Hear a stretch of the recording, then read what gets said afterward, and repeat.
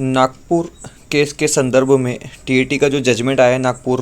Court से, उसके संदर्भ में हमने एक तज्ञ वकील से बात की है और उन्होंने बारकाई से हमको इस जजमेंट को पूरा का पूरा समझाया है। हम इस वीडियो में आपको बताने वाले हैं कि वकील ने क्या कहा है और किन किन पहलुओं पर उन्होंने नज़र डाली है। आप वीडियो को पूरा देखिए, बिल्कुल स्किप मत कीजिए, एक एक पहलू को आपने बहुत बारकाई से समझ लेना है। हम वीडियो को शुरू करते हैं। वीडियो को शुरू करने से पहले आप सबसे रिक्वेस्ट है, गुजारिश है कि अगर अभी तक आपने हमारे चैनल को सब्सक्राइब नहीं किया तो चैनल को सब्सक्राइब कीजिए, साथ ही साथ बेल आइकन को प्रेस कीजिए ताकि आपको आने वाले वीडियोस की नोटिफिकेशन जो है वो आसानी से मिल पाए। और अगर आप इस पीडीएफ को हासिल करना चाहते हैं तो डिस्क्रिप्शन में जो हमारे व्हाट्सअप की या टेलीग्राम की लिंक दी है, आप दोनों में से कोई भी ग्रुप को ज्वाइन कीजिए और वहाँ से आप इस पीडीएफ को हासिल कर सकते हो। तो देखिए, जानते हैं वकील ने इसके बारे में हमसे क्या बात की है। 29/9/2022 को Mumbai high court branch Nagpur ने civil writ petition number 6096/2022 Ankush Narendra Kadu and others versus state of Maharashtra through its secretary department of education इस मामले में अपना आदेश पारित किया, जिसमें जस्टिस सुनील बी शुक्रे और जस्टिस जी.ए. सनप की डिविजनल बेंच थी और जिसमें पिटिशनर याचिकाकर्ता के लिए एडवोकेट पी.एन. शिंदे और सरकार के लिए एडवोकेट ए.एम. देशपांडे इन्होंने अपनी बात रखी। जो मामला था वो कुछ इस प्रकार था, जिसमें Maharashtra state council of examination ने 30/8/2022 को एक आदेश पारित किया और जिसमें याचिकाकर्ताओं को हमेशा के लिए एग्ज़ाम में बैठने की पाबंदी लगा दी और उनकी जो सैलरी थी उस पर भी रोक लगा दी। तो इसी ऑर्डर को चैलेंज करते हुए पिटिशनर ने ये याचिका दाखिल की। तो इस केस के फैक्ट कुछ इस तरीके से हैं कि जो मैं आपको पढ़ के सुनाता हूँ। The contention is that the petitioner have been barred permanently from appearing at teachers eligibility test, यानी टीचर एलिजिबिलिटी टेस्ट जो होता है, जो एक टीचर को देना कंपलसरी होता है, उस पे बैठने से इनको मना कर दिया गया है। किस आधार पर किया गया है वो बताया। On the ground that this petitioner are one of those petitioners against whom allegation of indulgence in malpractices while appearing at the Maha TET examination 2019 has been made. जब 2019 का महा टीईटी हुआ था तो ये लोग उस टाइम में जो स्कैम हुआ था उस स्कैम में इनका शरीक होना, इनका हाथ होना ऐसा मालूम हुआ है। It is submitted that the petitioner are totally unaware of the alleged inquiry. और जो उनके वकील है याचिकाकर्ता के एडवोकेट पी.एन. शिंदे, उन्होंने फिर कोर्ट के सामने अपनी बात रखी और उन्होंने कहा कि जो पिटिशनर है वो टोटली इस बात से अनअवेयर है, उनको पता ही नहीं है कि मसला क्या है by the respondent and what is the material allegedly found against them in the inquiry. और जो इंक्वायरी हुई है उसके अंदर इनके खिलाफ क्या सबूत मिले हैं और किस सबूत के आधार पर Maharashtra state council of examination ने इनको टीईटी में बैठने से मना किया है और किस बुनियाद पर इनकी सैलरी को रोका गया है, ऐसा कहना है याचिकाकर्ता के वकील का। और आगे उन्होंने अपनी बात रखते हुए और कहा है, it is further submitted that no notice has been issued against this petitioner and even though the petitioner had cleared the Maha TET exam 2019 on merits. जो याचिकाकर्ता है उन्होंने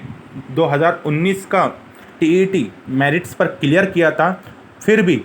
उनको इस मामले में कोई नोटिस नहीं मिली और बिना नोटिस दिए ही उनको उनके यानी रिज़ल्ट को कैंसिल कर दिया गया है। तो ऐसी बात याचिकाकर्ता के वकील पी.एन. शिंदे ने कोर्ट के सामने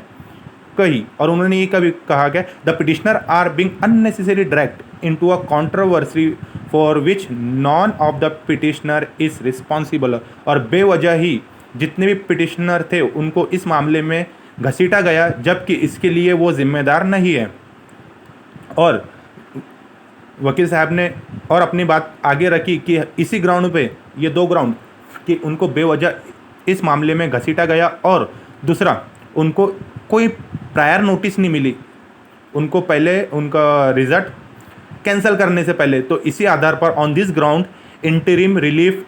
इन the nature of stay to impugned order, यानी जो ऑर्डर महाराष्ट्र स्टेट काउंसिल ने पास किया है उसके ऊपर स्टे लाया जाए, और and release of salary has been prayed for, और जो इनकी सैलरी को रोका गया है उसको भी रिलीज़ किया जाए, ऐसा कहना था पिटिशनर के वकील का PN शिंदे। और उन्होंने औरंगाबाद हाई कोर्ट ने जो हाल ही में जो आदेश पारित किया है उसका हवाला कहते हुए अपनी बात रखी है, और उन्होंने कहा कि my reliance is placed upon the view taken by the coordinate bench of this court, जो इस कोर्ट की कोऑर्डिनेट बेंच है जिसने रिट पिटिशन नंबर 9430 में ज्योति उत्तमराव शिंदे बनाम और महाराष्ट्र सरकार का जो मामला था, in which interim relief of prohibition against termination of service of those petitioner have been granted by the bench on 20/9/2022, यानी औरंगाबाद हाई कोर्ट का जो आदेश आया 20/9/2022 में, जिसमें औरंगाबाद हाई कोर्ट ने रिलीफ दिया था पिटिशनर को टर्मिनेशन ऑफ सर्विस से, यानी उनकी जो सर्विस छीन ली गई थी उसको अभी छीना ना जाए, ऐसा जो ऑर्डर दिया था, उसी ऑर्डर का हवाला देते हुए याचिकाकर्ताओं के वकील मिस्टर एडवोकेट PN शिंदे, इन्होंने कहा कि इस मामले पर भी वही रूल अप्लाई किया जाए और इसमें स्टे लाया जाए और इनकी जो सैलरी है उसको रिलीज़ किया जाए, ठीक है। और उन्होंने आगे कहा है कि जो औरंगाबाद हाई कोर्ट ने जो जजमेंट दिया है, that too after considering the law laid down by the apex court in the case, जो सुप्रीम कोर्ट ने Nidhi Kaim versus state of Madhya Pradesh में जो लॉ लेट डाउन किया, जो रूल लिखे हैं उसको फॉलो करने के बाद ही औरंगाबाद हाई कोर्ट ने अपना आदेश पारित किया था, तो वही आदेश को आप भी अमल में लाए, ऐसा कहना था पिटिशनर के वकील का। तो पिटिशनर के वकील ने कुछ इस तरीके से अपनी बात रखी। तो उसके बाद जो मौका दिया गया है अपनी बात रखने का वो सरकारी वकील को, जो कि महाराष्ट्र स्टेट का पक्ष रख रहे थे, जिनका नाम है एडवोकेट AM देशपांडे। उन्होंने जो भी याचिकाकर्ता के वकील ने कहा है उसको क्रॉस किया है, और उनके जो एक एक सवाल जो उन्होंने रखे हैं कि जो पहले नोटिस नहीं दिया गया है और बेवजह इन्हें घसीटा गया है इस मामले में, तो इस तरीके के सवालों का आंसर दिया है। तो सरकारी वकील का कहना था कि the government pleader submitted that in the case before Aurangabad bench it was found that no inquiry was conducted against those petitioner, कि जो पिटिशनर के वकील ने जो औरंगाबाद बेंच के सामने जो मामला था उसका हवाला देते हुए इस ऑर्डर पर स्टे लाने की बात कही थी, उसके फैक्ट कुछ अलग है इस case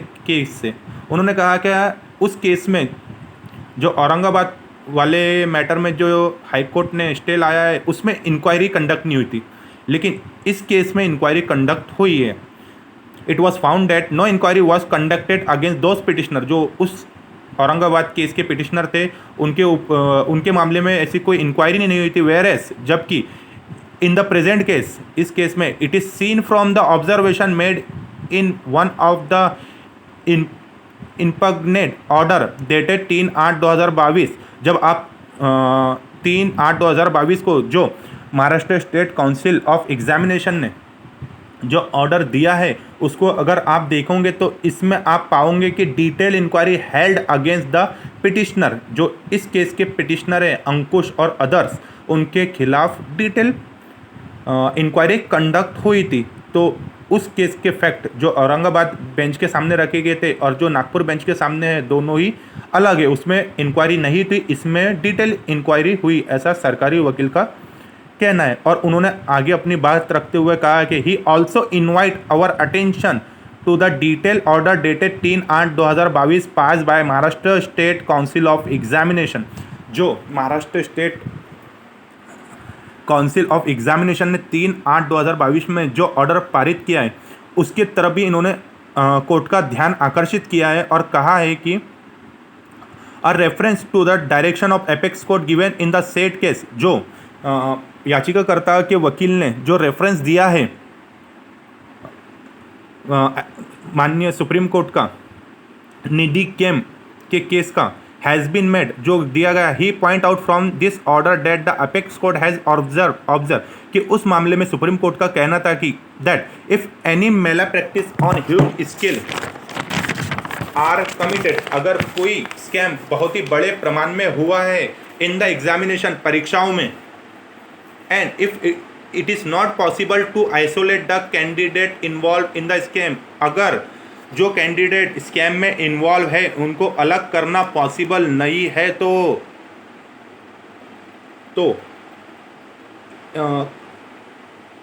if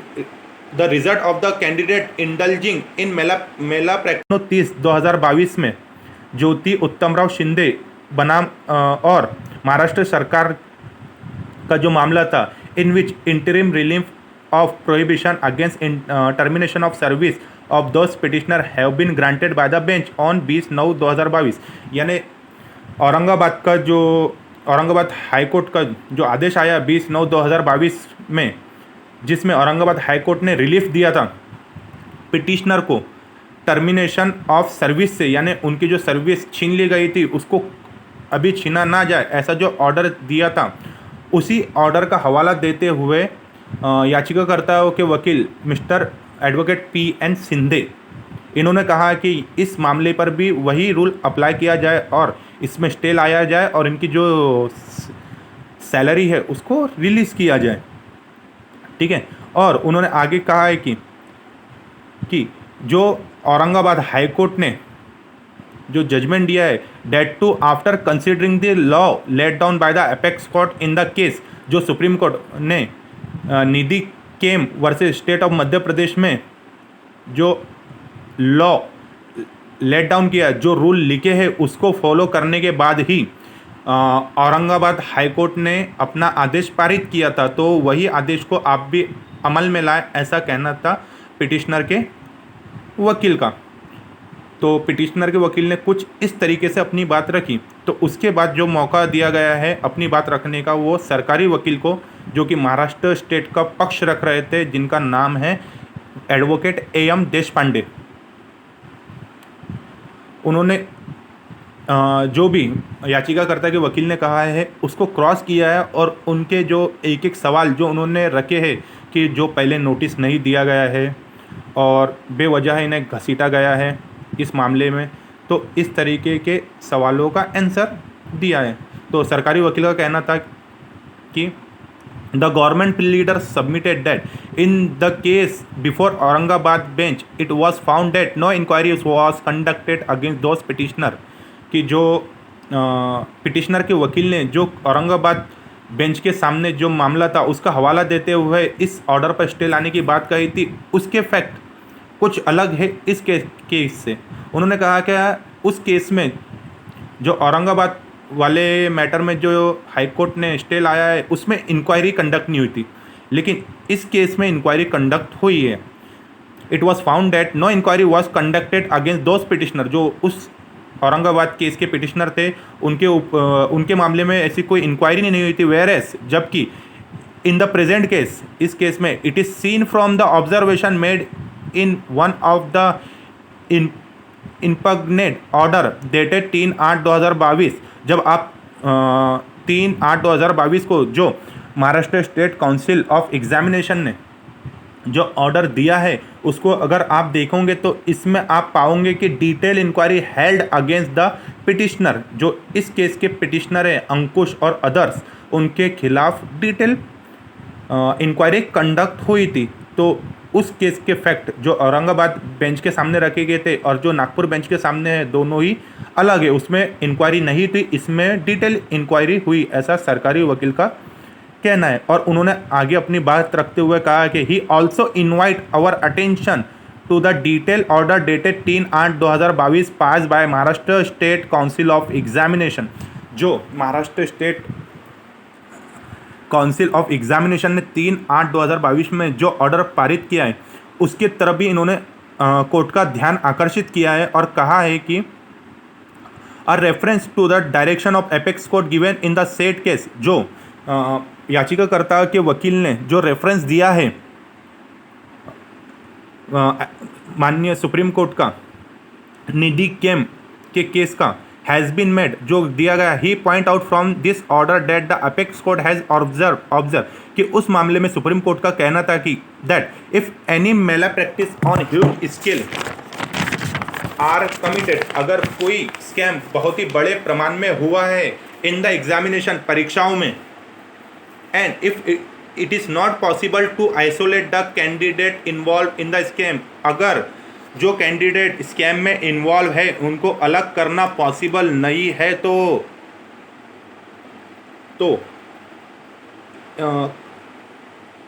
if the result of the candidate indulging in Mela practice, if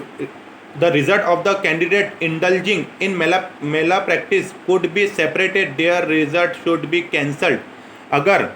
उनका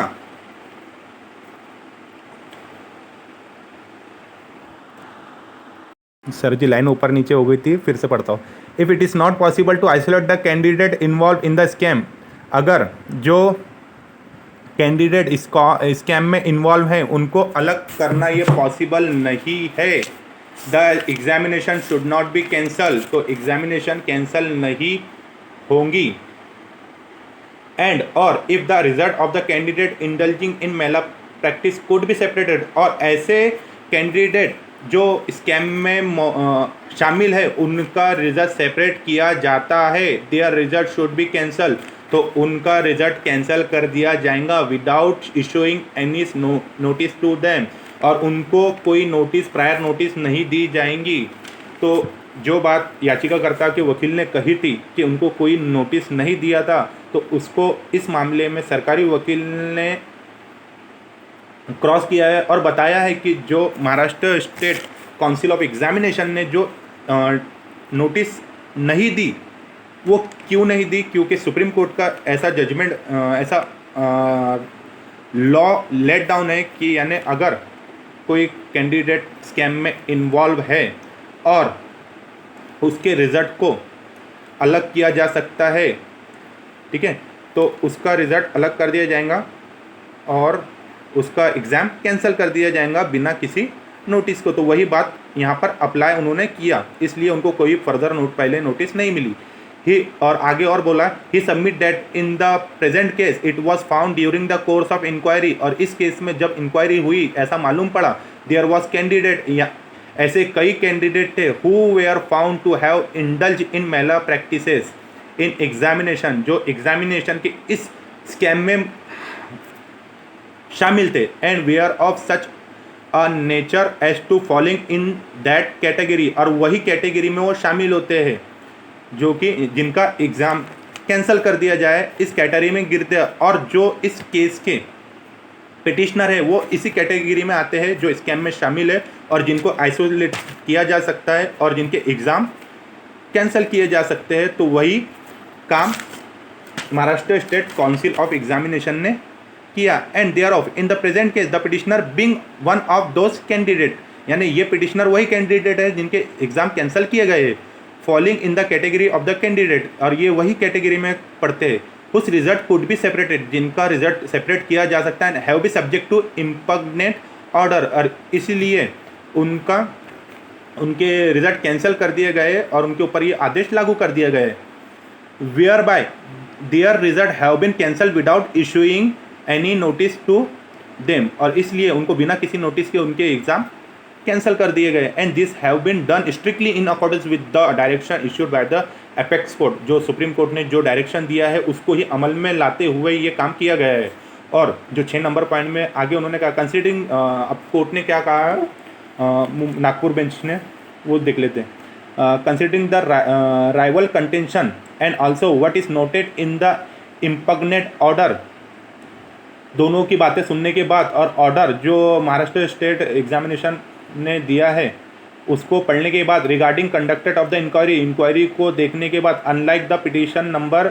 9430/2022 जो कि औरंगाबाद पिटीशन, औरंगाबाद के सामने जो मैटर है उस पिटीशन का नंबर है, उसमें इंक्वायरी नहीं होती, ये अलग केस है, और जो आज हमारे सामने है वो अलग है, ऐसा कोर्ट का मानना है। We are of the view, हमारा ये मत है सभी दोनों जजेस का, that no interim relief at this stage could be granted to the petitioner. जो ये पिटिशनर है अंकुश और अन्य, इनको इस स्टेज में कोई रिलीफ नहीं दी जा सकती। We find prima facie that there has been an inquiry conducted in the whole scam, and in this inquiry the prima facie involvement of some candidate as noted in the impugned order। हमने पाया है कि यहाँ पर inquiry हुई थी और इसमें कुछ स्टूडेंट का नाम सामने आया है, इसलिए हम यहाँ इस ऑर्डर को पारित करते हैं विच इंक्लूड द पिटिशनर। और जो पिटिशनर लोग हैं वो इस एक्ट में सभी शामिल है, इस स्कैम में शामिल है। In commission of the mala fide practice have been found. और हमें ऐसा मालूम पड़ होता है कि यानी ये सभी पिटिशनर इस मामले में, स्कैम में इनका हाथ है। The action taken by the authority at least till date. और हमें ऐसा मालूम होता है कि आज की तारीख तक जो भी एक्शन इनके खिलाफ यानी पिटिशनर याचिकाकर्ताओं के खिलाफ लिया गया है वो प्राइमा फेसी सही है और इंक्वायरी कंडक्ट हुई है, और ऐसा मालूम होता है कि ये सभी इस घपले में शामिल है। तो after considering all this prima facie in consonance with the direction issued by the apex court. और जो एपेक्स माननीय हाई कोर्ट सुप्रीम कोर्ट ने जो दिशा निर्देश जारी किए हैं उसको मद्देनज़र रखते हुए, ठीक है, the prayer for grant of interim relief is rejected. तो जो रिलीफ मांगी गई थी Maharashtra state council of examination के ऑर्डर के खिलाफ, हम उसे रिजेक्ट करते हैं और ये पिटीशन को खारिज करते हैं और अगली सुनवाई 8 हफ्ते के बाद रखते हैं।